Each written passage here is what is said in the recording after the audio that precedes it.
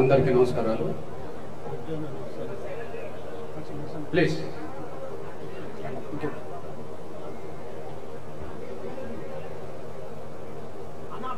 ఈరోజు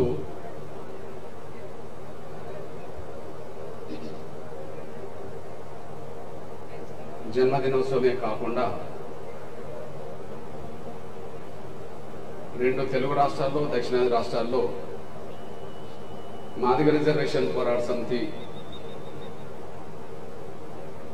ఆవిర్భవించి ఈ రోజుకే 31 సంవత్సరాలు అవుతున్న సందర్భం కూడా ఉంది. ఆ సందర్భాన్ని పురస్కరించుకొని ముఖ్యంగా తెలుగు రాష్ట్రాల్లో ప్రతి గ్రామంలో ఈరోజు ఆవిర్భావ ఉత్సవాలు జెండావిష్కరణ ద్వారా, సభల ద్వారా గ్రామాన్ని జరుపుకుంటున్నారు. కర్ణాటక, తమిళనాడు, మహారాష్ట్ర, పాండిచ్చేరిలో కూడా జరుపుకుంటున్నారు. ఆ సందర్భం ఒకటి ఈరోజు. అదే సమయంలో తమ్ముడు ముఖ్యంగా మన మిట్టపల్లి సురేందర్ కొద్ది రోజుల క్రితమే ఫోన్ చేసి, అన్న ఆ రోజు హైదరాబాద్లో ఉంటే మన కళానేతలందరినీ పిలిపించి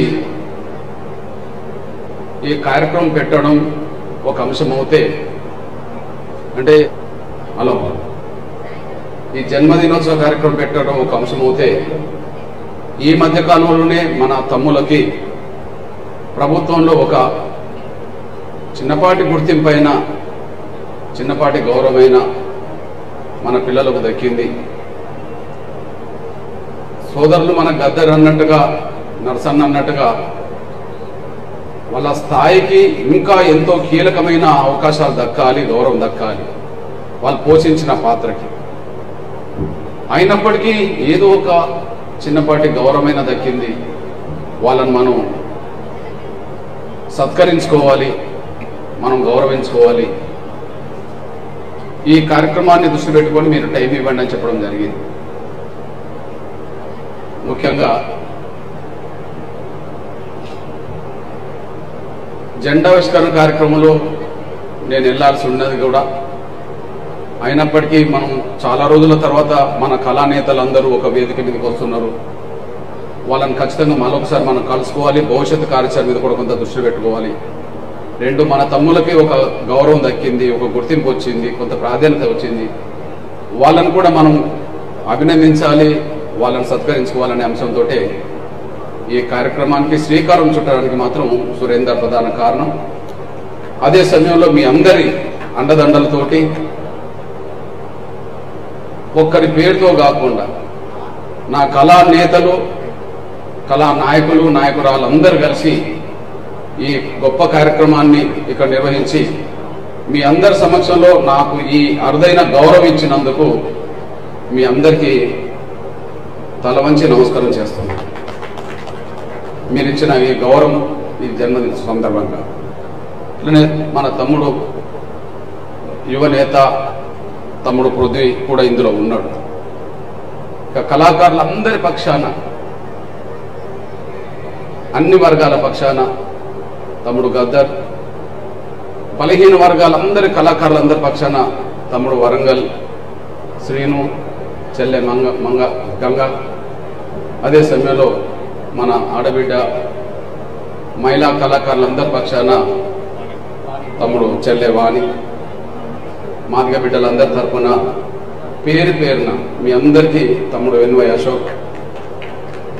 అశోక్ అంటే ఎంఆర్పీఎస్ ఉద్యోగంలోనే 30 ఏళ్ళుగా కొనసాగింది. నేను చెప్పదలుచుకున్నది ఏంటంటే, అందరి పేర్లు చెప్పకపోయినా మీ అందరూ నా మనసులో ఉన్నారనే విషయం మీరు మర్చిపోద్దని అనుకుంటున్నాను. టైం ఈ హృదయంలో ఉన్నారు. ఎందుకంటే మీరు ఒక 1-2 నెలల్లో ఈ వర్గీకరణ కోసం, ముఖ్యంగా 1,00,000 డప్పులు 1000 గొంతులు అనే ఒక గొప్ప సాంస్కృతిక కార్యక్రమం కోసం మీరు మీ సమయం ఇచ్చి ఎక్కడ ఎంత మారుమూల గ్రామానికైనా వెళ్ళి ఈ ఒక విప్లవ ఉద్యమం లాగానే దాన్ని తీసుకొచ్చి అంతిమంగా విజయం సాధించడానికి ప్రధాన కారకుల్లో మీరు ఒకరుగా ప్రధాన పాత్ర పోషించారు. అందువల్ల మిమ్మల్ని నేను ఎవరిని మర్చిపోను. భవిష్యత్ రోజుల్లో మీకు అండగా మీకు చైతన్యవ్వడానికి నేను ఏ పాత్ర అయినా పోషిస్తాను. మీ భవిష్యత్తు కోసం అనేసి కూడా మీ దృష్టికి నేను తీసుకొస్తున్నాను. ప్రత్యేకంగా మీ అందరికీ ధన్యవాదాలు. పేరు పేరున మీ అందరికి ధన్యవాదాలు. ఈరోజు అభినందనలు అందుకున్న నా తమ్ముడు డాక్టర్ పసునూది రవీందర్, అదే సమయంలో ఏపూరి సోమన్న, అంతడపల నాగరాజు, తమ్ముడు దరు అంజన్న, దరు ఎల్లన్న, సోదరులు పల్లె నరసింహ, వీరందరికీ మనస్ఫూర్తిగా అభినందనలు తెలియజేస్తున్నాను. తమ్ముడు పృథ్వీ చెప్పిన దాన్ని వేరే అపార్థం చేసుకోకుండా ఆయన మనసులో ఏమున్నదంటే ఈ ప్రభుత్వంలో ఇప్పటికే నియమించబడ్డ కొన్ని కార్పొరేషన్లో లేదా ఇతరత్ర దాంట్లో అర్హత లేని ఆ స్థాయి అర్హత లేని వాళ్ళని కూడా ఆ స్థాయిలో పెట్టారు. వాళ్ళకంటే 100,000 రెట్ల అర్హత మీకు ఉన్నది. ఈ స్థాయి కంటే గొప్ప స్థాయికి పోవాల్సిన వాళ్ళని చెప్పి మాత్రమే గుర్తు చేశారు. ఈ స్థాయి కంటే ఇంకా గొప్ప స్థాయికి పోసే అర్హత మీకు ఉన్నది అని మాత్రమే గుర్తు చేశారు. తప్పకుండా ఇది అందొచ్చిన అవకాశం మీకు. దీన్ని అందొచ్చినట్టుగా గట్టిగా పట్టుకొని దాన్ని ఆసర చేసుకొని మరింత మీరు ముందరికి వెళ్ళే విధంగానే అది మీకు ఉపయోగపడాలి. కానీ అక్కడి నుంచి మీరు వెనుకకు పోవద్దనే విషయం మీరు దృష్టి తీసుకొస్తున్నాను. నేను అక్కడి నుంచి ఇది మీకు ఒక 10 మెట్లు ఎక్కాలనుకున్నా కూడా ఒక చిన్న మెట్టు ఒక మెట్టు ఎక్కింది అనుకుందాం. ఆ మెట్టు నుంచి మీరు జారి పడకుండా మరో 10 మెట్లు ఎక్కడం కోసమే దీన్ని ఉపయోగించుకోండి. ఆ సమయంలో మీరు మెట్టు ఎక్కుతున్న సమయంలో ఖచ్చితంగా ప్రతి మెట్టు కాడ మీకు అండదండలు నా వంతు నేను పోషిస్తాననే విషయం కూడా మీ దృష్టికి తీసుకొస్తున్నా. ఇప్పుడు ఈ ఆరుగురే కాదు ఖచ్చితంగా తెలంగాణలో ఉండబడే మొత్తం మన కళాకారులు కళా నేతలు నాయకురాలు ఎవరైతే ఉన్నారో వాళ్ళందరి భవిష్యత్తు కోసం మీ అన్నగా ఖచ్చితంగా మీకోసం నేను పాటుపడతాను. భవిష్యత్తు రోజుల్లో అది మీరు చూస్తారనే విషయం కూడా మీరు దృష్టి తీసుకొస్తున్నాను. ఇకపోతే 2-3 విషయాలు మాత్రం ఇక్కడ దృష్టి పెట్టుకొని మాట్లాడితే కొంచెం బయలుదేరుతాం. ఒకటి, ఈ దేశంలో 1000 కులాలు ఉన్నమాట ఎంత వాస్తవమో ఆ 1000 కులాల్లో బాగా వివక్షత గురైన కులం తెలుగు నేల మీద మాదిగలు అనే విషయం అందరికీ తెలుసు. అతిపెద్ద జనాభా ఉండి కూడా కులం పేరు చెప్పుకోవాలన్నా సిగ్గుపడుతూ బాధపడుతూ భయపడుతున్న సామాజిక వర్గం మాదిగలు. పేదరికం గుర్తుకొస్తే అందరికంటే ఎక్కువ పేదలుగా మిగిలిపోయిన వాళ్ళు మాదిగలు. అంటే పేదరికం అదే సమయంలో అవమానాలు ఈ తెలుగు నేల మీద మాదిగలకు ఎక్కువ అనుభవపూర్వకంగా ఉన్నాయి. అట్లాంటి ఒక కులం ఇవాళ ఎన్నుకున్న ఒక అంశం అది న్యాయమైనది కాబట్టి దేశం మొత్తం మీద ఇవాళ ఒకే కులం గురించి బాగా మాట్లాడుతుంది. అది మాదిగల గురించి మాట్లాడే కాడికి వచ్చేసింది.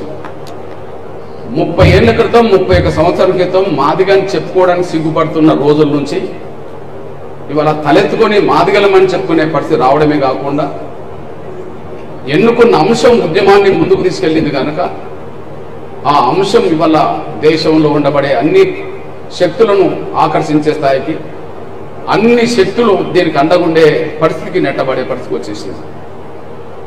అంటే నేను చెప్పదలుచుకున్నది ఏంటంటే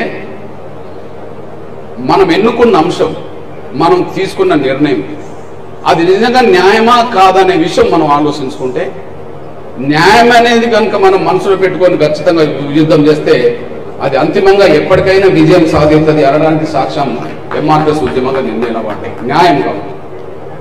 ఇప్పుడు మాదిగ రిజర్వేషన్ పోరాట సమితి ఎస్సీ వర్గీకరణ అంశం న్యాయమని మాదిగ దండోర వాదించింది ముందు. దయచేసి అర్థం చేసుకుంటారని ఆశిస్తున్నాను నేను. ఎస్సీ రిజర్వేషన్ల వర్గీకరణ అంశం న్యాయం, అది పరిష్కారం కావాలని మాదిగ దండోర వాదించింది. మాదిగ దండోర వాదిస్తే వర్గీకరణ జరగద్దని దళితుల్లోనే ఇంకొక సామాజిక వర్గం ఎదురుపడ్డది, అడ్డం పడ్డది. ఇక్కడ మనం ఎన్నుకున్న అంశం న్యాయమా కాదా అనే విషయం ఇప్పుడు సమాజం తేల్చాల్సి వస్తుంది. ఒకే అంశం మీద భిన్నాభిప్రాయాలు 2 వర్గాల మధ్యలో వచ్చినప్పుడు, ఒక అంశం మీద 2 వర్గాల మధ్యలో భిన్నాభిప్రాయాలు వచ్చినప్పుడు ఆ భిన్నాభిప్రాయాలు న్యాయం అనేది ఎట్లా తేల్చాల్సి వస్తుంది? నేను న్యాయం అంటున్నా, వర్గీకరణ అడ్డుకోవడం కూడా న్యాయం అని వాళ్ళు అన్నారు. ఎస్సీ వర్గీకరణ జరగాలని అది న్యాయం అంటున్నా, జరగాలనేదే న్యాయం అంటున్నా. లేదు ఎస్సీ వర్గీకరణ జరగద్దని మేము అదే న్యాయం అని వాళ్ళు అన్నారు. అప్పుడు మనం ఎన్నుకున్న అంశం న్యాయమా కాదని ఎవరు తెలుసాలి? సమాజమే తెలుసాలి. అగో మాదిగ దండోరు ఎన్నుకున్న అంశం సమాజం తేల్చింది. అన్ని వర్గాల సంబంధించిన వాళ్ళు మద్దతించారు. మాలల్లో కొంతమంది ప్రజాస్వామికవాదులు, నిజమైన అంబేద్కర్ వాదులు కొంతమంది వర్గీకరణ సపోర్ట్ చేసిండ్రు. కొంతమంది స్వార్థపరులు మాలవర్గం నుంచి అడ్డుపడే ప్రయత్నం చేసిండ్రు. కానీ మాదిగేతర మొత్తం సమాజం అంతా వర్గీకరణ న్యాయమనే చెప్పేసింది. ఇక తేలిపోయిందంటే అంటే మనం ఎన్నుకున్న అంశం న్యాయమైతే సమాజం మనకు అండగా ఉంటుంది అనడానికి అదొక బలమైన సాక్ష్యం. మనం ఎన్నుకున్న అంశం అసెంబ్లీలో చర్చ జరిగింది. ఇక్కడ మీరు గమనించాలి, మనం ఎన్నుకున్న అంశం అసెంబ్లీలో చర్చ జరిగింది.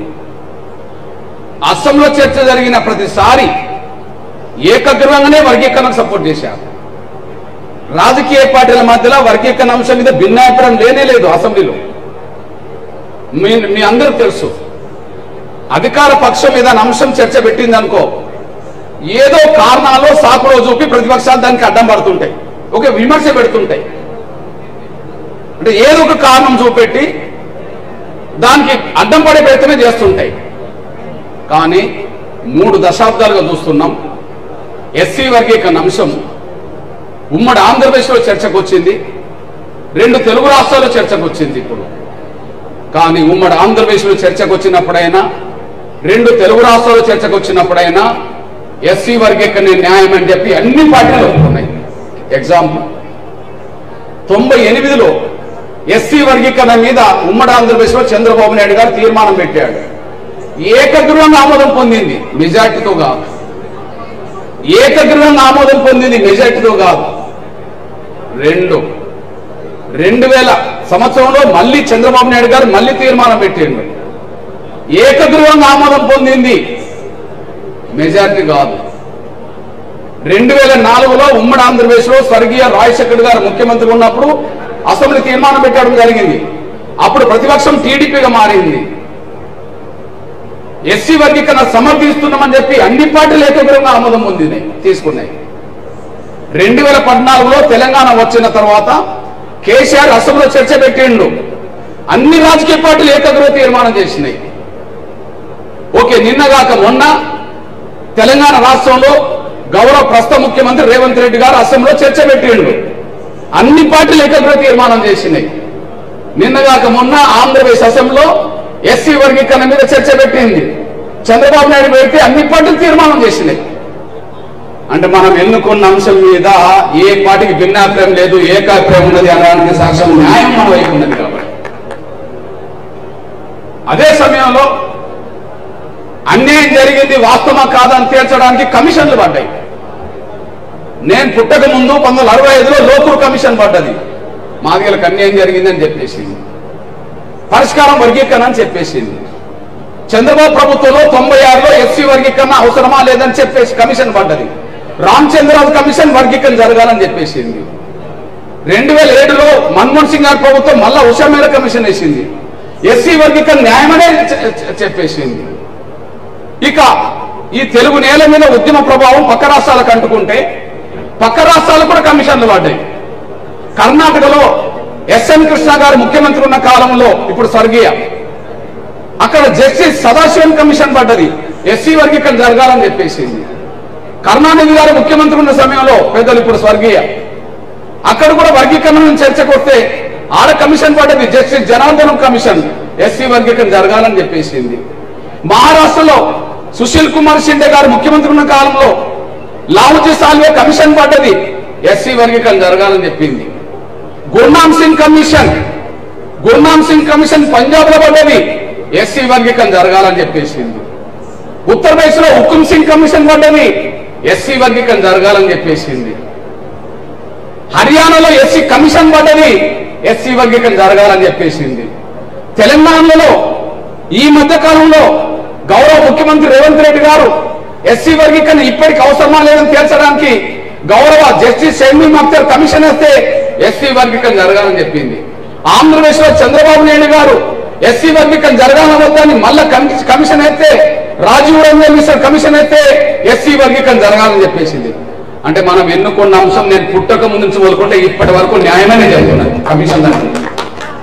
అంటే న్యాయమైన అంశం ఎన్నుకుంటే సమాజం మద్దతు ఉంటుంది అనడానికి సాక్ష్యం దండోరకే ఉన్నది సమాజం. అన్ని రాజకీయ పార్టీలు ఏకగ్రహ తీర్మానాల సాక్ష్యం. ఈ దేశం మొత్తం ఈ దేశ కమిషన్ అన్ని వర్గీకరణకు సపోర్ట్గా ఉన్నాయి. ఇక్కడ నుంచి దాదాపు 90% పార్టీలతో ఒప్పించి లేఖలు రాయించిన చరిత్ర ఉన్నది. ఈ దేశంలో అత్యున్నత వ్యవస్థలు ఈ దేశ రాష్ట్రపతి, ఈ దేశ ప్రథమ పౌరుడు గౌరవ కేఆర్ నారాయణ రాష్ట్రపతి ఉన్న కాలంలో ఎస్సీ వర్గీకరణ జరగాలని నేను సిఫార్సు చేసిండు చంద్రబాబు నాయుడుకి. అప్పుడే వర్గీకరణ జరిగింది. ఇప్పుడు మీ అండదండలతో జరిగిన ఉద్యమం వల్ల వచ్చిన గుర్తింపు, ఆ గుర్తింపు రాష్ట్రపతి రూపంగా కేంద్ర ప్రభుత్వం పద్మశ్రీ అవార్డు వస్తే ఆ పద్మశ్రీ అవార్డులోని వాళ్ళు రాసిండ్రు ఎస్సీ వర్గీకరణ న్యాయమైన ఉద్యమం కాబట్టి ఇంత దూరం తీసుకొచ్చిండ్రు అని చెప్పేసి. అంటే రాష్ట్రపతి ఆ వర్గీకరణ ఆమోదించడమే కాకుండా వర్గీకరణ ఉద్యమం జరిపినందుకే పద్మశ్రీ వచ్చిందని, ఇంకా కొన్ని సమాజం కోసం చేసే ఉద్యమాలు కూడా అది న్యాయమని చెప్పింది కాబట్టి ఈ కొంత గౌరవం దక్కడానికి అవకాశం వచ్చింది. దేశ ప్రధానమంత్రులు వర్గీకరణ మీద కేబినెట్ లో తీర్మానం చేయాల్సి వస్తుంది. దేశ ప్రధానమంత్రులు వర్గీకరణ జరగాల్సిందే అని చెప్పి మాదిగలు పెట్టిన మీటింగ్లు వచ్చే పరిస్థితి గౌరవ నరేంద్ర మోడీ గారి రూపంగా వచ్చేసింది. యూపీఏ గవర్నమెంట్ లో మన్మోహన్ సింగ్ గారు కమిషన్ వేసిండ్రు. ఎన్డీఏ గవర్నమెంట్ లో గౌరవ నరేంద్ర మోడీ గారే ప్రధానమంత్రి హోదాలో మాదిగల మీటింగ్ వచ్చి దానికి అండగా నిలబడే ప్రయత్నం చేసిండ్రు. కేంద్రం ఇచ్చిన సపోర్ట్ తోటే గౌరవ సుప్రీంకోర్టు ఉన్నత న్యాయస్థానంలో సుప్రీంకోర్టు చీఫ్ జస్టిస్ పాస్ అవుతే గౌరవ చంద్రచూడ్ గారి ఆధ్వర్యంలోనే ఎస్సీ వర్గీకరణ జరగాలని చెప్పి సిఫార్సు చేయడం జరిగింది. నేను ఈ విషయం ఎందుకు చెప్తానంటే మనం ఎన్నుకున్న అంశం న్యాయం అయితే ఆ న్యాయం కోసం గట్టిగా నిలబడితే ఆలస్యమైన పరిష్కారం జరగక తప్పదు అనడానికి సాక్ష్యం ఇవన్నీ మీ కళ్ళ ముందు కనిపిస్తుంది. దీనికోసం కష్టాలు పడ్డం, బాధలు పడ్డం, నిందలు పడ్డం, నిర్బంధాలకి గురైనం, జైలు పాలైనం, కొంతమంది బిడ్డలు కోల్పోయినాం, ఇవన్నీ జరిగినాయి. ఒక గొప్ప ఆశయం నెరవేర్చాలంటే అవి తప్పు. కానీ ఆశయంలో న్యాయం ఉంటే ఖచ్చితంగా పరిష్కారం కూడా ఎప్పటికైనా దొరుకుతుంది అనడానికి సాక్ష్యం మాత్రం ఇక్కడ కనిపించేసింది. ఇందులో నా తమ్ములు, నా చెల్లెలు, కళా నేతలైన నా తమ్ములు, నా చెల్లెలు చివరి ఘట్టంగా జరిగిన యుద్ధంలో మీరందరూ పాల్గొన్నారు. ఖచ్చితంగా మీ రుణం తీసుకునే ప్రయత్నం ఎప్పటికైనా నేను చేస్తాను. పేరున మీ రుణం తీసుకునే సందర్భం వచ్చినప్పుడు పేరున మీ రుణం తీసుకునే ప్రయత్నం చేస్తాను. ఆ విషయం మర్చిపోవద్దని చెప్పి నేను విజ్ఞప్తి చేస్తున్నాను. ఇకపోతే ఇప్పుడు మీ అన్నగా ఒక 2-3 విషయాలు గుర్తు చేస్తున్నాను. నెక్స్ట్ ఇప్పుడు తెలుగు రాష్ట్రాల్లో చర్చ జరుగుతుంది. అన్న ఎస్సీ వర్గీకరణ ప్రధాన అంశం అయిపోయింది కదా, ఎస్సీ వర్గీకరణ ప్రధాన అంశం అయిపోయింది కదా, నెక్స్ట్ ఏ కార్యక్రమాలు తీసుకుంటాడు అనే ఒక చర్చ మాత్రం జరుగుతుంది. ఏ నిర్ణయాలు తీసుకుంటాడు అని చెప్పి నేను 30 ఏళ్ళుగా చూస్తున్న విషయం ఒకటి చెప్తున్నా. నేను ఇప్పుడు మనం ఏ పార్టీలకు ఓట్లేస్తున్నామో, ఏ పార్టీలు ఇవాళ పరిపాలిస్తున్నాయో ఆ పార్టీ నేతల వర్గ స్వభావాన్ని మనం అర్థం చేసుకోవడంలో కొంత వెనుకబడిపోయినాం.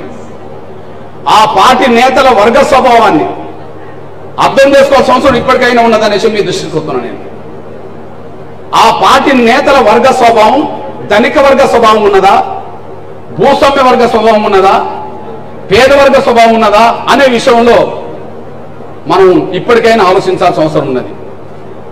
నేను అధికార ప్రతిపక్ష పార్టీల గురించే మాట్లాడతలేను.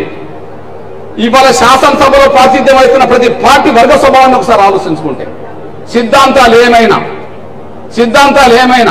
జెండాలు ఏమైనా ఎజెండాలు ఏమైనా వాళ్ళ వర్గ స్వభావం, వాళ్ళు వచ్చిన నేపథ్యం మాత్రం అత్యంత పేద వర్గాల అంశాలను ఎజెండా చేసుకోలేకపోతుండనే విషయం మీ దృష్టికి వస్తున్నాను నేను.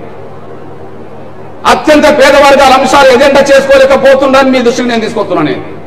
నేను అంటున్నా అత్యంత పేద వర్గాల అంశాలే ఎజెండా చూసుకుంటే ఎంఆర్ఎస్ సమాజం కోసం ఇన్ని ఉద్యమాలు ఎందుకు చేయాల్సి వచ్చింది? ఈ 30 ఏళ్లలో మాదిగల కోసం చేసిన ఉద్యమం వర్గీకరణ ఒకటే కదా. ఈ 30 ఏళ్లలో మాదిగల కోసం చేసిన ఉద్యమాలు ఒక వర్గీకరణ కోసమే కదా. మిగిలిన ఎన్నో ఉద్యమాలు చేశాం కదా. పద్మశ్రీ అవార్డు వచ్చిన సందర్భంగా రాష్ట్రపతి భవన్ ప్రింట్ చేసిన పుస్తకంలో సమాజం కోసం చేసిన ఉద్యమాల అంశాలు కూడా ఉన్నాయి కదా. మీ అన్నగా చెప్తున్నా నేను, పేదవాడి ఆరోగ్య భద్రత గురించి ఎందుకు ప్రభుత్వాలు ఆలోచించలే? పేదవాడి ఆరోగ్య భద్రత గురించి ఎందుకు ప్రతిపక్షాలు ఆలోచించలే? డబ్బులు ఉన్న వాళ్ళకు కార్పొరేట్ ఆసుపత్రులు ఉంటే, డబ్బు లేని వాళ్ళకు గవర్నమెంట్ ఆసుపత్రులు ఉంటే, గవర్నమెంట్ ఆసుపత్రుల్లో పేదవాళ్లకు నాణ్యమైన వైద్యం సకాలంలో అందకపోతే పేదవాడి బతుకులంతా ఆగమవుతున్న సమయంలో మరి పేదవాడు కూడా కార్పొరేట్ ఆసుపత్రికి వెళ్ళే అవకాశం ఉండాలని చెప్పి ఎందుకు అధికార పక్షం ఆలోచించలే? ఎందుకు ప్రతిపక్షాలు ఆలోచించలే? ఎందుకు ఇతర పక్షాలు ఆలోచించలే? అవును, వాళ్ళ వర్గ స్వభావం, ధనిక వర్గ స్వభావంలో ఉన్న వాళ్ళే నాయకులు కాబట్టి పార్టీలు ఏమైనా, ఎజెండాలు ఏమైనా, జెండాలు ఏమైనా ధనిక వర్గాల నుంచి ఆర్థికంగా అంతో ఇంతో ఉన్న కుటుంబాలు వచ్చింది కాబట్టి పేదవాడి ఆరోగ్య భద్రత గురించి ఆలోచించలే. కానీ పేద కుటుంబం వచ్చినాం కాబట్టి, ఆకలి బాధలు అనుభవించిన కుటుంబం వచ్చినాం కాబట్టి, పూరి గుడిసెలు వచ్చినాం కాబట్టి, కూలినాలు చేసుకునే కుటుంబం వచ్చినాం కాబట్టి, స్వయాన కూలినాలు చేసుకున్న వాళ్ళం కాబట్టి పేదవాడి ఆరోగ్య భద్రత గురించి ఆలోచించాల్సి వచ్చింది. గుండె జబ్బుల ఉద్యోగం నడపాల్సి వచ్చింది. ఆరోగ్యశ్రీ అనే పథకాన్ని సాధించాల్సి వచ్చింది. ఇవాళ ప్రతి పేదవాడి వల్ల కార్పొరేట్ ఆసుపత్రిలో ఆరోగ్యశ్రీ కార్డు పెట్టుకొని ప్రతి కార్పొరేట్ ఆసుపత్రిలో వైద్యం పొందుకునే కాడికి వచ్చేసింది. ప్రభుత్వాలు ఎందుకు ఆలోచన చేయలేదు? ప్రతిపక్షాలు ఎందుకు అసెంబ్లీలో చట్టసభలో మాట్లాడలేదు? ఇతర పక్షాలు ఎందుకు ఆ విషయాన్ని ఎజెండా చేసుకోలేకుండా పోయినాయి? అంటే పేదవాడి ఆరోగ్యం గురించి ఎవరు ఆలోచించలే, ఆరోగ్య భద్రత గురించి ఆలోచించలే. ఎందుకు ఆలోచించలే? వాళ్ళ మీద వర్గ దృక్పథం పనిచేస్తుంది అనడానికి సాక్ష్యం అది. వాళ్ళ పార్టీలు ఏమైనా కానీ, ఎజెండాలు ఏమైనా కానీ, జెండాలు ఏమైనా కానీ వర్గ స్వభావాన్ని మనం ఆలోచించాల్సిన అవసరం ఉన్నది. మీ అన్నగా చెప్తున్నా నేను, అసలు పేదలకు సంబంధించిన అంశాలు మీ అన్నగా చెప్తున్నా. పెన్షన్లు అంటే ఎవరి? పెన్షన్లు అంటే ఎవరి? పేదలై. అది ఏ పెన్షన్లు అన్నా కానీ ఇప్పుడు వికలాంగులు పెన్షన్ తీసుకుంటుండ్రు, వికలాంగులు పెన్షన్ తీసుకుంటుండ్రు. వికలాంగులు కోటీశ్వరులు తీసుకుంటారా? వికలాంగులు ధనికులు తీసుకుంటారా? తీసుకోరు. ఎవరు తీసుకుంటారు? వికలాంగులైనా పేదలు తీసుకుంటారు కదా. మరి వికలాంగుల పేదల బతుకుల గురించి, వాళ్ళ పెన్షన్ గురించి ఎందుకు ఆలోచించలే పార్టీలు? ఎంఆర్పిఎస్ ఆ అంశాన్ని టేకప్ చేసేంత వరకు అసెంబ్లీ ఎప్పుడైనా చర్చ జరిగిందా? ప్రభుత్వాలు ఎప్పుడైనా ఆలోచించినాయా? ప్రతిపక్షాలు ఎప్పుడైనా మాట్లాడినాయా? ఇతర పక్షాలు ఎప్పుడైనా మాట్లాడినాయా? వికలాంగుల అంశాలకు సంబంధించి ఎజెండా ఎవరు చేయాల్సి వచ్చింది? పెన్షన్ అంటే ఎవరిది? పేదలది. ఆ పేదల అంశమైన వికలాంగుల అంశం ఎజెండా ఎంఆర్పీ చేసింది కాబట్టి ఇవాళ దేశంలో ఎక్కలేని విధంగా పెన్షన్లు ఇవాళ తెలుగు రాష్ట్రంలో పొందే కాడికి వచ్చేసింది. దాని గురించి నేను మళ్ళీ ఒకసారి చెప్తా. ఎక్కడ వాళ్ళు వైఫల్యం చెందుతుందో దాన్ని మరొకసారి చెప్తాను. మీ అన్న ఒక విషయం చెప్తున్నా. వృద్ధులు పెన్షన్ తీసుకుంటారు, వితంతులు పెన్షన్ తీసుకుంటారు, ఒంటరి మహిళలు పెన్షన్ తీసుకుంటారు, ఇతరత్ర వాళ్ళు పెన్షన్ తీసుకుంటారు. వాళ్ళు దాదాపు అందరు కలిసి ఒక 40 లక్షల పైగా ఉన్నారు. 40 లక్షల పెన్షన్దారులు అంటే ఎవరు? అన్ని కులాల్లో ఉన్నారు. పేదలే తీసుకుంటారు కదా. అన్ని కులాల పేదల పెన్షన్ ఎందుకు పెరగలే? ఎంఆర్పిఎస్ పట్టించుకునేంత వరకు 2004లో 200 పెన్షన్, 2014లో 200 పెన్షన్, 2004లో రాజశేఖర్ గారు ఇచ్చింది 200 పెన్షన్, 2014లో కిరణ్ కుమార్ గారు దిగిపోయి నెల వరకు ఇచ్చింది 200 పెన్షన్. 10 ఏళ్లు గడిచిన రూపాయి పెరగలే పెన్షన్. ఎందుకు పెరగలే? పెంచే ఉద్దేశం పాలకులకు లేదు, గట్టిగా అడిగే ఉద్దేశం ప్రతిపక్షాలకు లేదు. ఎందుకు అడగలే? పెన్షన్ వీళ్ళే అనుకోవట్లేదు కదా, మా గాయ అనుకుంటున్నారు కదా, పేదలే కదా. మరి అట్లాంటి వృద్ధుల వితంతుల అంశం కూడా ఎజెండా చేస్తే ఇవాళ 2000 పెన్షన్ ఇక్కడ వస్తుంది, 4000 పెన్షన్ అక్కడ వస్తుంది, 4000 పెన్షన్ ఇక్కడ రావడానికి అవకాశం ఉన్నది. రేపు ఉద్యోగం జరగబోతుంది. పేదవాడి తినే దిండి గింజల గురించి ఎందుకు ఆలోచించలే? ఎన్టీ రామారావు కాలంలో 5 కిలోల బియ్యం ఉంటే, ఎన్టీ రామారావు కాలంలో 5 కిలోల బియ్యం ఉంటే దాన్ని చంద్రబాబు నాయుడు ఉమ్మడి ఆంధ్రప్రదేశ్ 4 కిలోలు చేసిండు. 9 ఏళ్ళు చంద్రబాబు నాయుడు 4 కిలోలు ఇస్తే తర్వాత వచ్చిన కాంగ్రెస్ ప్రభుత్వం 3 ముఖ్యమంత్రులు మారిండు. రాజశేఖర్ గారు, రోసయ్య, కిరణ్ కుమార్ గారు, వాళ్ళు కూడా 4 కిలోలు ఇచ్చేశారు. ఒక పేదవాడికి తినే తిండి గింజలు 1 కిలో ఎందుకు తగ్గినాయి? పేదవాడు తినే తిండి గింజలు ఎందుకు 1 కిలో తగ్గాల్సి వచ్చింది? అడిగే దిక్కు లేకుండా పోయింది. అట్లాంటి సమయంలోనే పేదవాడి తిండి గింజల గురించి ఆలోచించి తెల్ల రేషన్ కార్డు బియ్యం కోట పెరగాలని చెప్పి ఆకలి కేకలని ఉద్యోగం చేయాల్సి వచ్చింది. ఇవాళ 4 కిలోలకు 6 కిలోల వరకు వచ్చేసింది. ఈ 4 ఎందుకు చెప్పిందంటే అత్యంత పేద వర్గాలకు ఉపయోగపడే అంశాలు ఇవి. ఈ 4 ఎందుకు చెప్పాల్సి వచ్చిందంటే అత్యంత పేద వర్గాలకు ఉపయోగపడే అంశాలు ఇవి. మీ అన్నగా చెప్తున్నా, ఏ కుల సంఘానికి లేనంత అభిమానం సమాజంలో అన్ని వర్గాలు ఎందుకు వచ్చింది? ఈ తెలుగు నేల మీద కుల సంఘాలు లేవా? ఈ తెలుగు నేల మీద 100 కులాలు ఉన్నాయి కదా. 100 కులాలున్న కుల సంఘాలకు రాని గుర్తింపు ఎంఆర్పిఎస్కి ఎందుకు వచ్చింది? ఒక్క మాదిగల కోసం చేస్తే సమాజంలో ఎందుకు వస్తుంది అంతా? ఒక్క మాదిగల కోసం చేసిననుకో సమాజంలో ఇంత గౌరవం ఎందుకు వస్తుంది ఎంఆర్పిఎస్ కు? ఈ దేశంలో ఎంఆర్పిఎస్ కు ఎందుకు గౌరవం వస్తుంది? ఇప్పుడు నిన్నగాక మొన్న అమిత్ షా గారు ఒక లేఖ రాసిండు. ఆ లేఖ నీతో చదివి వినిపిస్తా. అందులో ఏమున్నదో మీరు చదవండి. ఎంఆర్పిఎస్ అట్లనే స్పీకర్, లోక్సభ స్పీకర్ ఒక లేఖ రాసిండు. ఈ మధ్య కాలం 2 రోజుల క్రితం ఒక లేఖ వచ్చింది. అది నువ్వు చదవాలి ఇప్పుడు. అంటే అత్యంత పేద వర్గాల దయానీయ జీవితాలు గడుపుతున్న అంశాలన్నీ ఎంఆర్పిఎస్ ఎజెండాగా మారినాయి కాబట్టి మన సమాజంలో కొంత ఎంఆర్పిఎస్ కు గుర్తింపు గౌరవం వచ్చేసింది. మరి ఎంఆర్పిఎస్ ఎందుకు ఎన్నుకున్నది ఎజెండా? కుల సంఘం కదా. అంటే పేద కుటుంబాలందరికీ ఉపయోగపడే విధంగా ఎందుకు చేసి వచ్చిందంటే కులం ఏదైనా పేదరికం అంటే అన్ని కులాల్లో పేదరికం ఉన్నట్టు కదా, ఆ పేదలందరికీ మేలు జరగాలని నిర్ణయం తీసుకోవాల్సి వచ్చింది. నేను ఎందుకు చెప్తున్నంటే మనం నమ్ముకున్న ఓట్లేసిన పార్టీల వర్గ స్వభావం, ధనిక వర్గ స్వభావం, భూస్వామ్య వర్గ స్వభావం. ఇక్కడ మాట్లాడుతున్న మీ బిడ్డది పేద వర్గాల స్వభావం. ఆ ఒక్క విషయం మీరు మర్చిపోవాలి. నా మీద పేదరికం ప్రభావితం చేస్తుంది, నా మీద పేదల బాధలు ప్రభావితం చేస్తాయి, పేదల అంశాలు ప్రభావితం చేస్తాయి. మనకు ఉన్న బాధ వాళ్ళకు బాధ కాదు కదా, మన బాధ వాళ్ళకి కాదు కదా. తిండి లేనివాడి బాధ 3 పూటలు తిండే తిండి వాడికి కాదు కదా. ఓకే, తిండి లేనివాడి బాధ, ఆకలితో బాధపడుతున్న వాడి బాధ, కడుపు నిండా తిండి వాడికి బాధ కాదు కదా. ఈ నేపథ్యంలో ఇప్పుడు చెప్తున్నా నేను. ఇప్పుడు ఆలోచించండి. నెక్స్ట్ ఎజెండాలో సామాజిక అంశాలు వస్తాయి, ఆర్థిక అసమానత తొలగించే అంశాలు వస్తాయి. నెక్స్ట్ ఎజెండాలో సామాజిక అంశాలు వస్తాయి, ఆర్థిక అసమానత తొలగించే అంశాలు వస్తాయి. దాని గురించి ఇంకా చర్చిస్తా.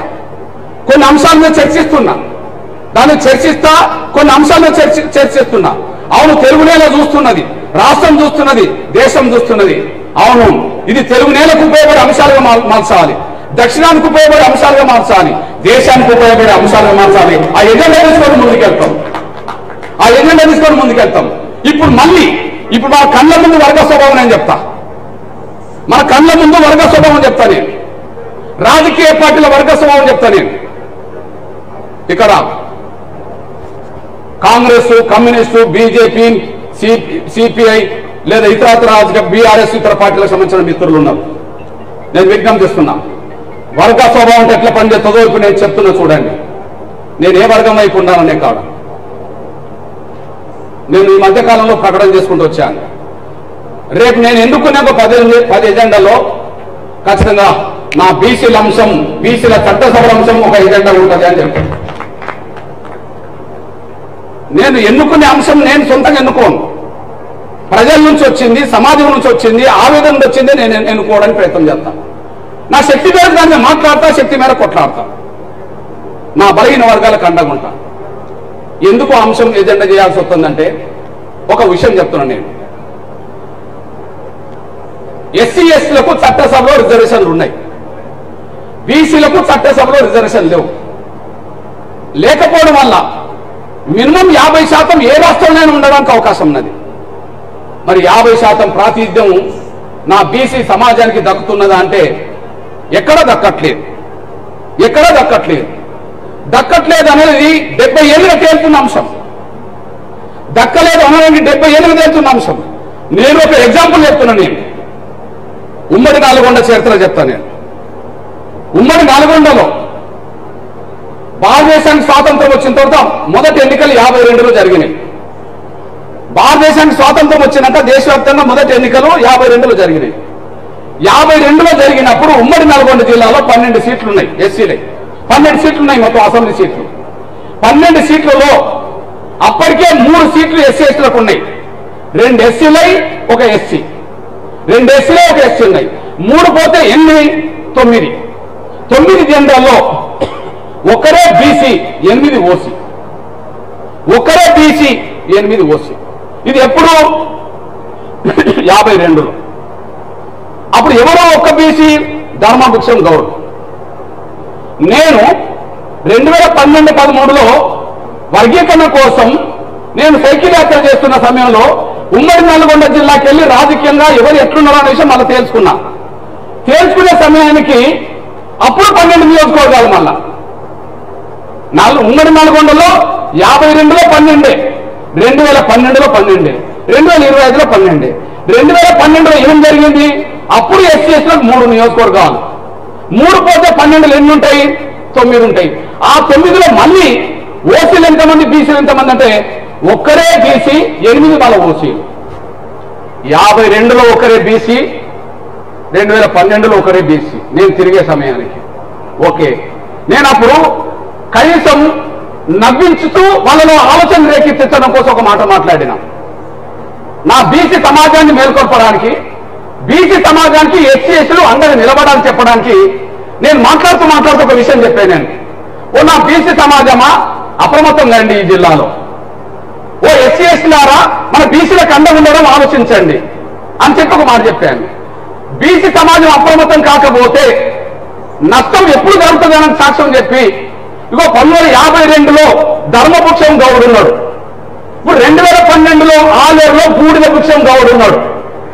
అరే నాయన ధర్మం పోయింది, మిగిలింది బూడిదే, ఆ బూడిదనే కాపాడుకున్నాం రా అని చెప్పా. దొంగలు వచ్చి బూడిదని మాయం చేసిపోయింది. ఓకే, ధర్మం పోయింది, మిగిలింది బూడిదే నాయన, ఆ బూడిదనే కాపాడుకుందాం ప్రచారం చేశాను. నేను నవ్విస్తూ సమాజాన్ని అప్రమత్తం చేసే ప్రయత్నం చేశాను. ఓకే, ఇప్పుడు మళ్ళీ నేను నిన్నగాక మొన్న తిరిగి వస్తున్నా. మళ్ళా 12 ఎస్సీ నియోజకవర్గం, 12 జనరల్ మొత్తం ఆ జిల్లాలో. ఆ 12లో మళ్ళా మొదట్లో 3 ఉన్నట్టుగానే ఇప్పుడు మళ్ళీ 3 ఎస్సీ ఎస్టీలకు ఉన్నాయి. నకిరకల్లు లేదా తుంగతుర్తి లేకపోతే దేవరకొండ, మళ్ళీ 3 ఎస్సీ ఎస్టీలకు ఉన్నాయి. మిగిలింది మళ్ళా 9 జనరల్. 9లో మళ్ళీ ఒకటే మన బీసీ, ఇప్పుడు అయిలే మళ్ళీ అదే పీర్లు అయిలే, మన 8 ఓసీలే ఉన్నారు. అంటే ఏం మారింది? ఏం మారలేదు. అందువల్ల రాబోయే రోజుల్లో నా బీసీ సమాజానికి అండగా ఎంఆర్పీఎస్ బలమైన నిర్ణయం తీసుకుంటుంది. చట్టసభలో నా బీసీ సమాజానికి రిజర్వేషన్ దక్కాలి అని చెప్పి ఆ అంశంతో పాటు నా బీసీ సమాజం సంబంధించిన ఆకాంక్షలన్నిటికీ అండగా ఎంఆర్పీఎస్ నిలబడుతుంది. తమ్ముడు పృథ్వీని ముందుకు నడిపిస్తూ అందరూ నేను కూడా పాల్గొంటూ సమాజాన్ని అప్రమత్తం చేసే ప్రయత్నం ఖచ్చితంగా చేస్తామనేసి కూడా మీరు మర్చిపోదు. అంటే ఎన్నుకునే 10 అంశాల్లో మన అట్టడుగు వర్గాలకు అంశాలు ఎట్లుంటాయి అనే విషయం మాత్రం మీ దృష్టికి నేను తీసుకొస్తున్నాను. నేను ఇప్పుడు వర్గ దృక్పథం నుంచి మళ్ళీ నేను మాట్లాడుతున్నాను. నేను ఇది ఒకటి మీకు అర్థమవుతా అనుకుంటున్నాను. ఇప్పుడు శాసనసభలో పార్టీలు ఉన్నాయి, ఇప్పుడు శాసనసభలో పార్టీలు ఉన్నాయి. ఒక విషయం గుర్తు చేస్తున్నా, వర్గ దృక్పథం నుంచి మీరు ఆలోచించుకోవాలి. వర్గ స్వభావం ఎట్లుంటుందో చెప్తున్నా నేను. ఆడ పేరుకి ఎన్ని పార్టీలు ఉన్నాయి? Congress, BRS, BJP, CPI, MIM, ఇంకేమున్నాయి? సిపిఎం లేదు, తెలంగాణలో సిపిఎం లేదు. ఇన్ని పార్టీలు అవుతున్నాయి కదా. కానీ వర్గ స్వభావం ఎట్లా పనిచేస్తుందో ఒక సాక్ష్యం చెప్తున్నా నేను. అత్యంత పేదవాడి సమస్యలు పట్టించుకుంటారా అంటే పట్టించుకోరు. అత్యంత పేదవాడి సమస్యలు పట్టించుకుంటారా అంటే పట్టించుకోడు. ఎగ్జాంపుల్, ఇప్పుడు మీ అన్నగా చెప్తున్నా నాని, నేను కాంగ్రెస్ పార్టీ మేనిఫెస్టో, నేను వేరే ఏజెండా చదవను, కాంగ్రెస్ పార్టీ మేనిఫెస్టోనే నేను చదువుతున్నా, మీరు చూడండి. ఇప్పుడు వర్గ స్వభావం గురించి నేను మాట్లాడుతున్నా, వర్గ స్వభావం గురించి మాట్లాడుతున్నా. ఆలోచించండి. ఇప్పుడు ఈ పార్టీలు ఏ వర్గానికి ప్రాతినిధ్యం అవుతున్నాయో మీకు అర్థం కావాలని మాట్లాడుతున్నా నేను. శాసనసభలో ఉన్న పార్టీలు ఏ వర్గ ప్రయోజనాలకు అనుగుణంగా మాట్లాడుతున్నాయి అనే విషయం చెప్తున్నా నేను. ఇప్పుడు వరంగల్ రైతు డిక్లరేషన్ ఉన్నది. ఏది రైతు డిక్లరేషన్ చేసింది ఎవరు? కాంగ్రెస్. వరంగల్ రైతు డిక్లరేషన్ చేశారు. రైతు డిక్లరేషన్ లో ఒక అంశం చెప్తున్నా నేను. ఇగో, భూమి ఉన్న రైతులతో పాటు కౌలు రైతులకు కూడా ఏడాదికి ఎకరాకు 15,000 ఇస్తామని హామీ ఇచ్చింది. భూమి ఉన్న రైతులతో పాటు కౌలు రైతులకు కూడా ఎకరానికి 15,000 ఇస్తామని మాట్లాడింది.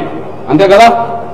దాని ఇంకొక అంశం తీసుకెళ్లి భూమి లేని వ్యవసాయ కూలీలకు కూడా 12,000 ఇస్తామని మాట్లాడింది. అంతే కదా. ఇప్పుడు మీ దృష్టి తీసుకొస్తున్నాను. ఏ అంశం పరిష్కారం వైపు వెళ్తుంది, ఏ అంశం పరిష్కారం కాకుండా మౌనం ఉన్నదంటే, ఇగో భూమి గల రైతులకు రుణమాఫీ గురించి అసెంబ్లీలో మాట్లాడతారు. మేము 100% చేసినామంటే లేదు 90% చేసినామని ప్రతిపక్షాలు మాట్లాడుతుంటాయి. కాంగ్రెస్ ఏమో రైతు రుణమాఫీ మీద మాట్లాడితే మేము చేసినామని మాట్లాడతారు, లేదు ఇంకా మీరు పూర్తి చేయలేదని వీళ్ళు మాట్లాడతారు. అయింది కదా. ఇంకోటి ఏంది, రుణమాఫీ తర్వాత రైతు భరోసా, అంతేనా? ఇప్పుడు దేనికి రైతు భరోసానే కదా.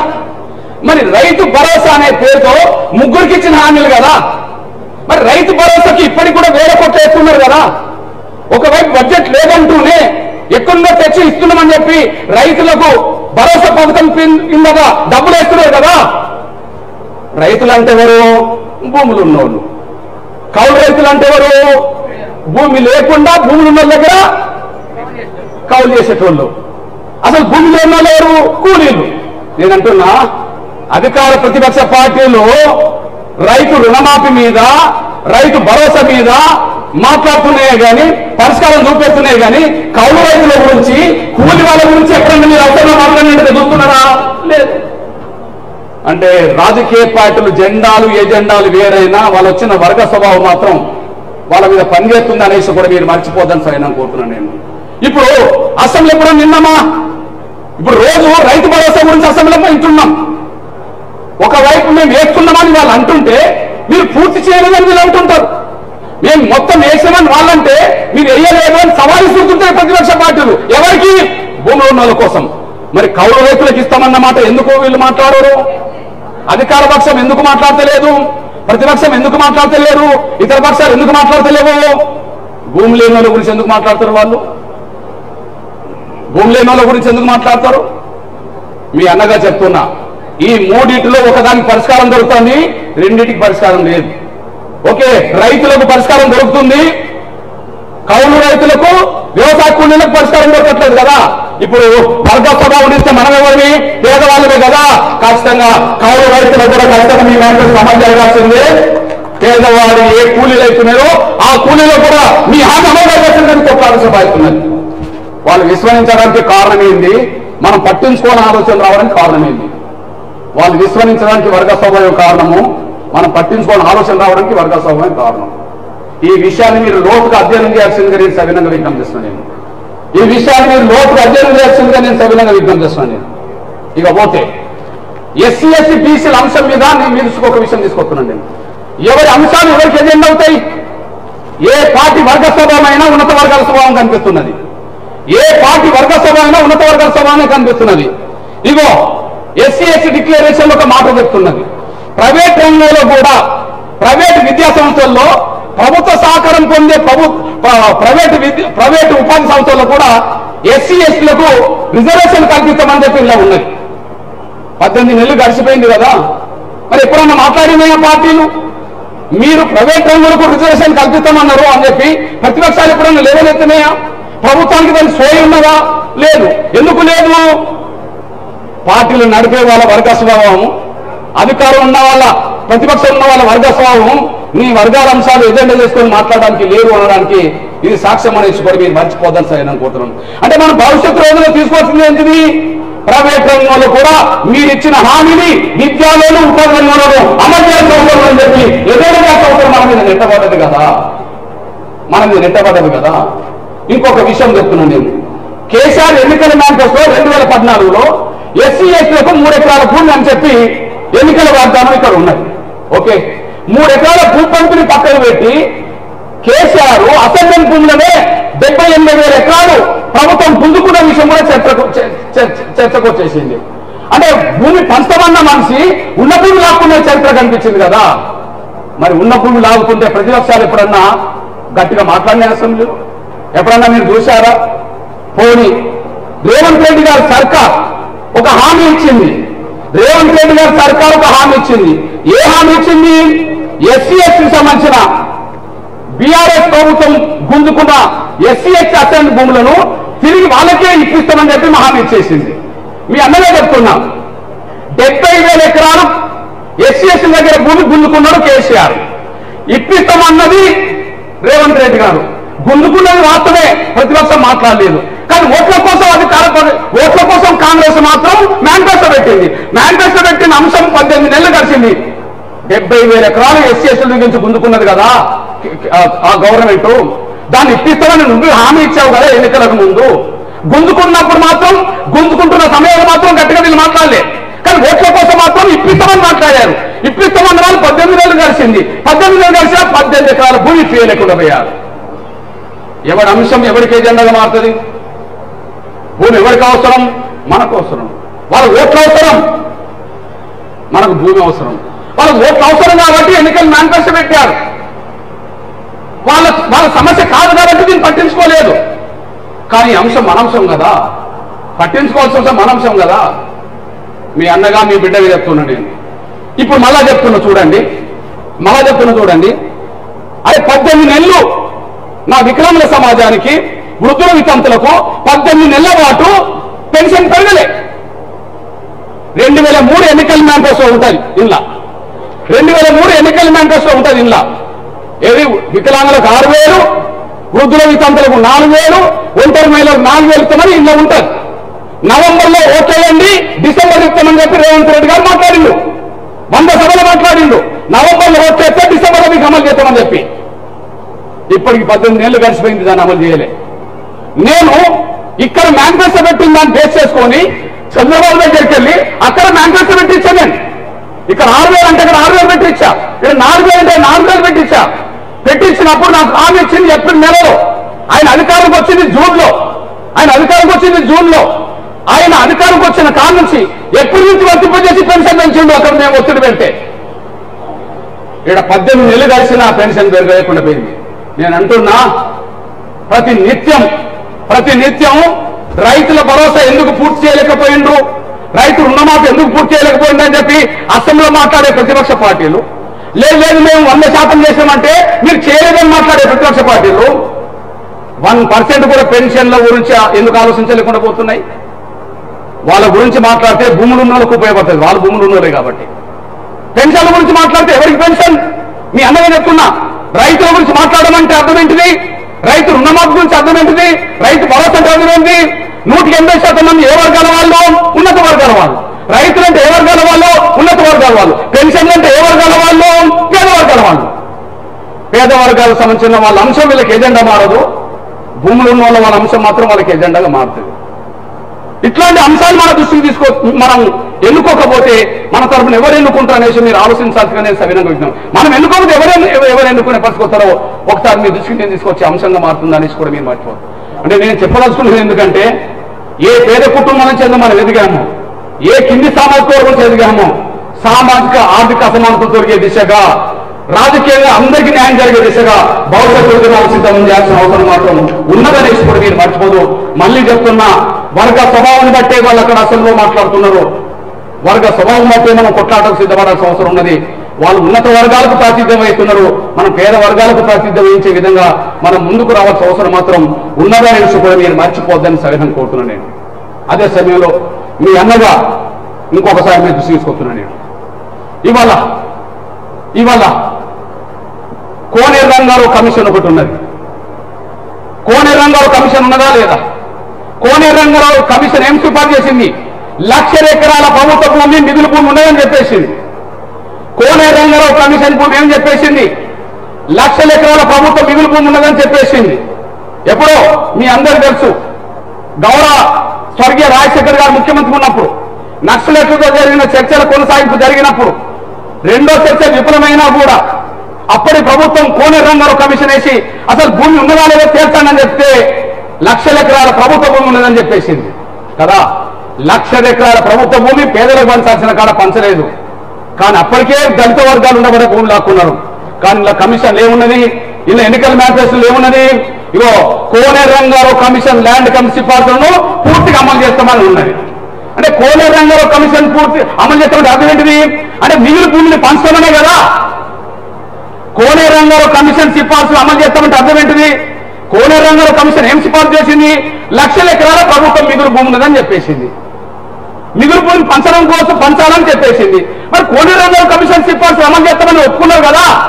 18 ఏళ్ళు కలిసిన కోనేరు రంగారావు కమిషన్ సిఫార్సులు ఎందుకు అమల్లోకి నోసుకోవట్లేదు? ఏం ప్రతిపక్ష పార్టీలు ఎందుకు అడుగుతలేవు?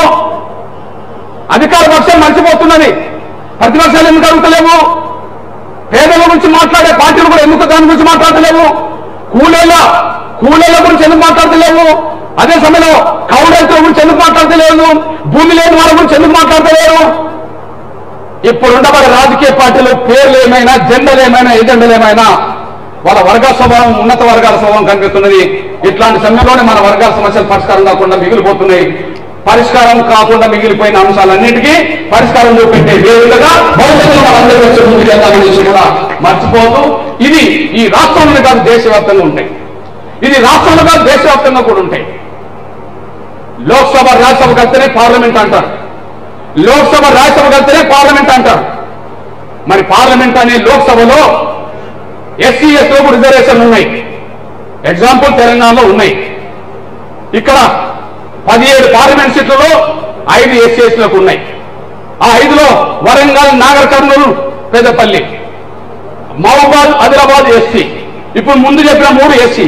అంటే 17లో 5 ఉన్నారు కదా లోక్సభలో. మరి లోక్సభలో రిజర్వేషన్ కానీ రాజ్యసభలో ఎందుకు లేవు? రాజ్యసభలో ఎస్సీ ఎస్టీల నుంచి లేరు కదా. దేశవ్యాప్తంగా ఎస్సీ ఎస్టీలు ఎవరు ఎట్లా పోతారు? హక్కుగా పోరు కదా. వాళ్ళ దయచేసి మనం ఒక్కరితో పంపుతారేమో కానీ హక్కుగా పోరు కదా. ఇప్పుడు ఇక్కడ 17లో 5 హక్కుగా పోయారు కదా రాజ్యాంగబద్ధంగా. మరి రాజ్యసభలో లేకపోవడం కారణం ఏంది? రాజకీయ పార్టీలు అధినేతలు దయచేసి తీసుకోవాలి, లేకపోతే తీసుకోవద్దు కదా. మరి ఇవ్వలేదు కదా. ఇక్కడ శాసనసభలో రిజర్వేషన్లు ఉన్నాయి, శాసనసభలో రిజర్వేషన్ ఉన్నాయి. శాసన మండలిలో లేవు కదా, ఎమ్మెల్సీలు లేవు కదా, ఎమ్మెల్సీలో లేవు కదా. మరి శాసనసభలో ఎస్సీ ఎస్టీలు రిజర్వేషన్లు పరంగా వాళ్ళు వస్తున్నారు సంఖ్య పరంగా. మరి శాసన మండలం లేకుండా పోయినాయి కదా. దాని గురించి ఎవరు అడగారా? ఎందుకు ఈ పార్టీలు చర్చ పెట్టావు? పేదల గురించి, దళితుల గురించి, గిరిజనుల గురించి, బలహీన గురించి మాట్లాడే ఈ రాజకీయ పార్టీలు, అసలు ఎన్నికలప్పుడు మాట్లాడే, ఓట్లేసుకొని మాట్లాడే రాజకీయ పార్టీలు ఎందుకు అసెంబ్లీలో మాట్లాడతలేవు? చట్టసభలో రిజర్వేషన్ కావాలని చెప్పి ఎందుకు యుద్ధం చేస్తలేవు? రాజ్యసభలో ఎస్సీ ఎస్టీలకు ఉండాలి, శాసనమండలి ఎస్సీ ఎస్టీలకు ఉండాలి, ఎందుకు మాట్లాడతలేవు? అంబేద్కర్ భూమిని జాతీయం చేయమన్నాడు, అంబేద్కర్ భూమిని జాతీయం చేయమన్నాడు. ఉన్న భూమిలో వీళ్ళు రాకపోతున్నారు, ఇప్పిస్తామని ఇప్పించలేకుండా పోతుండ్రు. అంటే ఒక రకం చెప్పాలంటే ఏమీ లేని వాళ్ళని తయారు చేస్తున్నారు కదా. వీళ్ళ గురించి ఎవరు పట్టించుకోవట్లేదు కదా. అంబేద్కర్ కాలంలో ప్రభుత్వ రంగమే మొత్తం, ఇప్పుడు మొత్తం ప్రైవేట్ రంగం వచ్చింది కదా. ప్రైవేట్ రంగం రావడం వల్ల మొత్తం విద్యా ఉపాధి మొత్తం ఆగమైపోతుంది కదా మన బిడ్డల్ని. ఆనాటి కాలంలో ప్రభుత్వ రంగమే, ఈనాటి కాలంలో మొత్తం ప్రైవేట్ రంగం చేశారు. దీనివల్ల విద్యను ఎవరు కోల్పోతుండ్రు, ఉపాధి ఎవరు కోల్పోతుండ్రు? మన ఎస్ఎస్టీ బీసీ బిడ్డలే కదా. నేను దీని గురించి ఎందుకు మాట్లాడతలేదు? ప్రైవేట్ రంగంలో రిజర్వేషన్లు ఇస్తామని చెప్పి ఇక్కడ కాంగ్రెస్ మేనిఫెస్టో పెట్టింది కదా, ఎందుకు ప్రతిపక్షాలు మాట్లాడతలేవు? బీఆర్ఎస్ పక్క పెట్టు వర్గస్వాములు ఇస్తా వాళ్ళు గోలే అనుకుందాం. ఇతర పార్టీలు ఎందుకు మాట్లాడతలేవు? ఇతర పార్టీలు ఎందుకు మాట్లాడతలేవు? ఒక్క మాట చెప్పాలంటే భ్రమలు పెట్టడానికి మీదికి మాట్లాడుతుండ్రు బయట, కానీ పరిష్కారం జరిగే చోట చట్టసభలో మాట్లాడతలేదు. మర్చిపోతాం. ఎన్నికలు వస్తే వాగ్దానాలు కోరుతూ మేనిఫెస్టోలు వస్తాయి, ఎన్నికల తర్వాత చెత్త పుట్టలు పడేసినట్టు కనిపిస్తాయి. అధికార పక్షం చెత్త పుట్టలు పడేస్తుంది, ప్రతిపక్షం దీని గురించి అసలు పట్టించుకోదు, ఇతర పక్షాలు ఆలోచించవు. మన బతుకు ఎట్లా పరిష్కారం కావాలా? ఖచ్చితంగా రాబోయే రోజుల్లో మీ అన్నగా చెప్తున్నా నేను, ఒక లక్ష్యం న్యాయమైనప్పుడు, మనం నిజంగా ధర్మం కోసం కొట్లాడుతున్నప్పుడు ఆ కొట్లాటలో పరిణామాలు ఎన్నో ఎదురు కానివ్వండి, అంతిమ విజయం సాధించేందుకు మాత్రం యుద్ధం చేయాల్సిందే.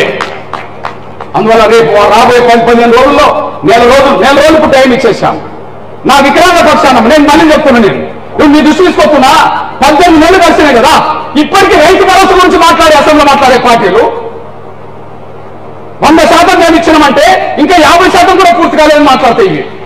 భరోసా గురించి, రైతు భరోసా గురించి 100% పూర్తి చేశామని వాళ్ళు మాట్లాడితే 50% కూడా పూర్తి కాలేదు అంటాను. అంటే 50% అయితే పూర్తి అయింది కదా. మరి 1% కూడా పెన్షన్లు ఇవ్వట్లేదు కదా, పెంచుతామనే పెన్షన్ 1% కూడా పెరగలేదు కదా. దీని గురించి మాట్లాడు. 18 నెలలు, ఈ 18 నెలల కాలంలో 5-6 సార్లు అసెంబ్లీ సమావేశాలు జరిగినాయి. 5-6 సార్లు అసెంబ్లీ సమావేశాల్లో ఎప్పుడన్నా భూమి సమస్య చర్చకు వచ్చిందా? కూలీల సమస్య చర్చకు వచ్చిందా? కౌలుదారుల సమస్య చర్చకు వచ్చిందా? ప్రైవేట్ రంగంలో రిజర్వేషన్ల నుంచి చర్చకు వచ్చిందా? మన వర్గాలకు ఉపయోగపడే అంశాలు చర్చకు వచ్చినా? లేవు కదా. ఏ పార్టీలో నమ్ముకుంటున్నాం, ఏ పార్టీలో ఓట్లేసుకుంటున్నాం, ఏ పార్టీని గద్దెలెక్కిస్తున్నాం, ఎక్కడ మనం నిలబడిపోతున్నాం? బయట నుండి కొట్లాడేటోళ్ళు కొట్లాడదాం, లోపల నుండి మాట్లాడేటోళ్ళు మాట్లాడాలి. నా తమ్ములా, ఎంతో కొంత మీకు లోపల మాట్లాడుకోవడానికి కొంత అవకాశం వచ్చింది. ఇప్పుడు మీరు లోపల మాట్లాడాలంటే ఇంకా అసెంబ్లీకి వెళ్ళలే. మీరు అక్కడి నుంచి మీరు అసెంబ్లీకి వెళ్ళాలి, కానీ మనం బయటపడకుండా చూడాలి. అట్లా పునాది చేసుకోండి, ఆ స్థాయి పునాదులు బలం చేసుకోండి. అందుకు ఎమర్జెన్సీ శాఖ చెప్తారు. నేను మళ్ళీ చెప్తున్నాను, నేను ఎంతో కొంత అంబేద్కర్ ఆనాడు బయట కొట్లాడుతుంటే జగ్జీవన్ రామ్ కా స్పృహ అధికార పక్షంలో ఉన్న దళిత వర్గాల స్పృహ ఉంటుంది కాబట్టి ఆయన ఎప్పుడు గట్టిగా మీ అన్నగా బయట నా పాత్ర నేను పోషిస్తా. మన ఎస్సీ ఎస్టీ బీసీ పేద వర్గాల అంశాలు ఎజెండాగా చేసుకొని ఒక్కొక్క సమయంలో ఒక్కొక్క అంశం ఎజెండా చేసుకొని ఈ రాష్ట్రాన్ని దేశాన్ని మొత్తం ఒక వైపు తీసే విధంగా నా ప్రయత్నం చేస్తా. ఏ అంశం న్యాయమైన అంశం ఏ అంశం వదలకుండా ముందుకు తీసుకెళ్తాం.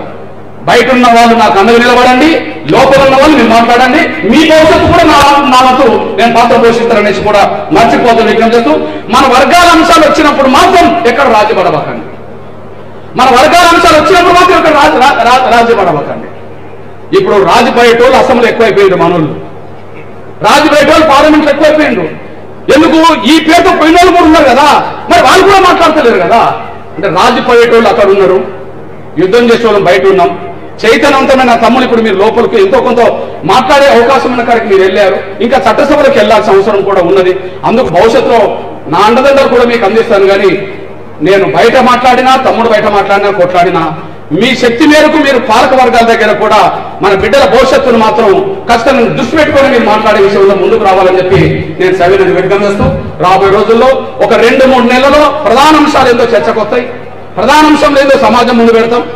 ఈ అంశాల మీద తెలంగాణలో, ఈ అంశాల మీద ఉమ్మడి ఆంధ్రప్రదేశ్లో, ఈ అంశాల మీద దక్షిణాదిలో, ఈ అంశాల మీద దేశం మొత్తం మీద ఒక ఉద్యమాలు సిద్ధం చేస్తామని చెప్పి ఖచ్చితంగా ప్రకటించే భవిష్యత్తుకి వెళ్తాం. కనుక ఆ విషయం ముందుకు వచ్చినప్పుడు మీ సహాయ సహకారంతో పాటు మీ పాత్ర, మీ భాగస్వామ్యం కూడా బలంగా ఉండే విధంగా చూసుకోవాల్సిందిగా నేను విజ్ఞప్తి చేస్తూ, ఇప్పటి వరకు నాకు మీ అన్నగా నన్ను అభిమానించి, మీ సోదరులు నన్ను అభిమానించి, మీ వర్గాల బిడ్డగా నన్ను అభిమానించి నాకు ఈ స్థాయిలో మీరు అభినందిస్తూ ఒక కార్యక్రమం పెట్టినందుకు నా తమ్ముడైనా, నా చెల్లెలైనా, కళా నేతలందరికీ ప్రత్యేక ధన్యవాదాలు చెప్తూ ముగిస్తున్నాను. ధన్యవాదాలు.